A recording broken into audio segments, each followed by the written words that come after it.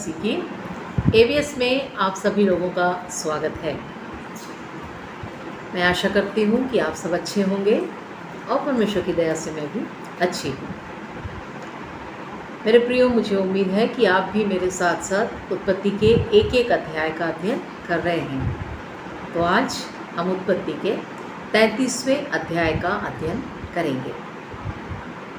जब याकूब देखता है कि एसाव उसकी ओर बढ़े चले आ रहा है और 400 पुरुष उसके साथ हैं, और याकूब पहले से ही अपने घराने को 3 लाइन में बांट चुका होता है। पहले लाइन में उसके दासी और उसके बच्चे, दूसरे ग्रुप में लिया और उसके बच्चे, और आखिरी में राहेल और उसका बेटा यूसुफ। इन लोगों के सामने याकूब जाता है और एसाव के सन्मुख 7 बार गिरकर दंडवत करता है। मेरे प्रियो, ये इस बात का सूचक है कि जो सामने वाला है उसको बहुत ज़्यादा सम्मान देने का या स्वयं को छोटा दिखाना या दास के रूप में व्यक्त करने के लिए वो ऐसे 7 बार गिरकर दंडवत करता है। एसाव उसे उठाता है, गले से लगाता है, चूमता है और दोनों मिलकर बहुत रोते हैं। उसके बाद एसाव अपनी आँख उठाकर देखता है लिया, राहेल और बच्चों को, दासियों को, तो पूछता है याकूब से, ये कौन है? तो याकूब कहता है कि ये तेरे दास के पत्नी और बच्चे हैं जिसे परमेश्वर ने इसे दिया है, अर्थात याकूब को दिया है।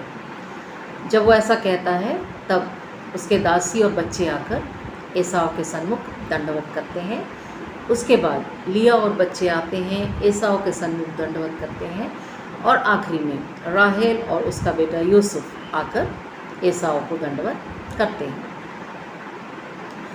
इन लोगों से मिलने के बाद एसाव पूछता है याकूब से कि यहाँ तुम लोगों से मिलने के पहले मैं एक बड़े ग्रुप को और उसमें बहुत सारी भेंटों को देखा, वो क्या है, किस लिए है?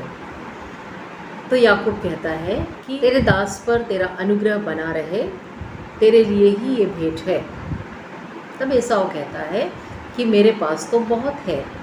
याकूब कहता है नहीं, ये भेंट तो तेरे लिए ही है, तेरा अनुग्रह मुझ पर बना रहे। और जब वो बहुत ज़्यादा फोर्स करता है तो एसाव उसके लिए तैयार हो जाता है उन भेंटों को स्वीकार करने के लिए। उसके बाद एसाव कहता है कि चल हम चलें और मैं इस ग्रुप में सामने रहूँगा। तो उस समय याकूब एसाव से ऐसा कहता है। आइए एक वचन को हम पढ़ेंगे, 33 का 13 वचन। याकूब ने कहा, हे मेरे प्रभु, तू जानता ही है कि मेरे साथ सुकुमार लड़के और दूध देने वाली भेड़ बकरियां और गायें हैं। यदि ऐसे पशु एक दिन भी अधिक हाँके जाएं तो सब के सब मर जाएंगे। सो मेरा प्रभु अपने दास के आगे बढ़ जाए और मैं इन पशुओं की गति के अनुसार जो मेरे आगे हैं और लड़के बालों की गति के अनुसार धीरे धीरे चलकर सेईर में अपने प्रभु के पास पहुंचूंगा। जब एसाव कहता है कि चल साथ में चलें और मैं आगे रहूँगा, तो याकूब मना करते हुए कहता है कि मेरे जो भेड़ बकरियां हैं और मेरे जो छोटे छोटे बच्चे हैं, इन तमाम लोगों की गतियों के कारण मैं इस तीव्रता के साथ तेरे साथ नहीं चल सकता। तू आगे चल और मैं इन लोगों की जो चाल है, जितनी गति से लोग चलते हैं, उसके अनुसार मैं चलकर तेरे पास सेर में आ जाऊंगा। तब एसाव कहता है ठीक है, मैं चलूँगा, लेकिन मेरे साथ जो 400 पुरुष हैं उनमें से कुछ को मैं तेरे साथ यहाँ पे छोड़कर जाऊंगा कि तुम लोगों के साथ में तुम्हें लेके वहाँ पे आए।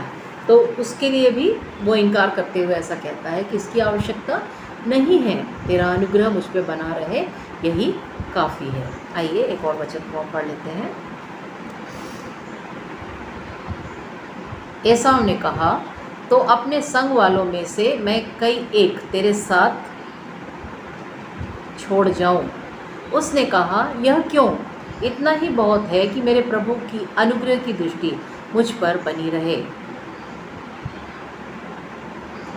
तो इस प्रकार से जो एसाव रहता है वो सेईर की ओर चला जाता है और याकूब वहाँ पे ठहरता है और वहाँ से याकूब कूच करके सुक्कोत नामक एक जगह पे जाता है और वहाँ अपने लिए वो एक घर बनाता है और अपने भेड़ बकरियों के लिए झोपड़ी बनाता है।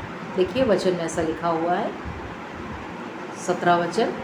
और याकूब वहाँ से कूच करके सुक्कोत को गया और वहाँ अपने लिए एक घर और पशुओं के लिए झोपड़े बनाए। इस प्रकार उस स्थान का नाम सुक्कोत पड़ा।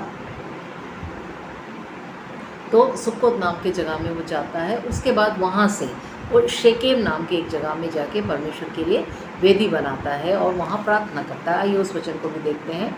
और याकूब जो पद्मराम से आया था सो कनान देश के शेकेम नगर के पास कुशल क्षेम से पहुंचकर नगर के सामने डेरे खड़े किए और भूमि के जिस खंड पर उसने अपना तंबू खड़ा किया उसको उसने शेकेम के पिता हमोर के पुत्रों के हाथ में से 100 कसीतों में मोल लिया और वहाँ उसने एक वेदी बनाकर उसका नाम एले लोहे इस्राएल रखा।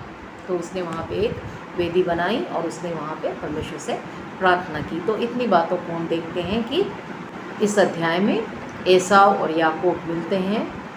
एसाव याकूब के परिवार के तमाम लोगों को देखता है, मिलता है उनसे और उन तमाम भेंट को जो कि याकूब एसाव को देना चाहता है वो स्वीकार करता है। और याकूब एसाव के साथ नहीं जाता बल्कि उससे आगे निकलने को कहता है और स्वयं पीछे पीछे जाता है और सुक्कोत नामक जगह पर जाकर वो अपने लिए एक घर को बनाता है। तो मेरे प्रियो, इस अध्याय को जब हम पढ़ते हैं तो एक बात हम समझ सकते हैं कि जिस डर या भय के साथ याकूब था वैसा कुछ भी नहीं हुआ, अपितु एसाव बड़े ही प्रेम के साथ उसे मिला और उसे घर वापसी के लिए बुलाता है। तो आज के लिए इतना ही। परमेश्वर आप सबों को आशीष दे। जय मसीह।